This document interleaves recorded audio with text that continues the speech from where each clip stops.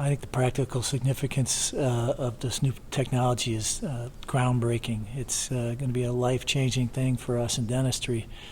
I feel that we've probably disrupted the foundation of what we think of as restorative care. We're going to be able to place restorations probably for the first time and have them last, ideally, for a lifetime. It's going to change the way we're going to think about placing restorations. We're going to look at now placing restorations with the idea that we won't have to go back and place something bigger, more invasive at some point in the future.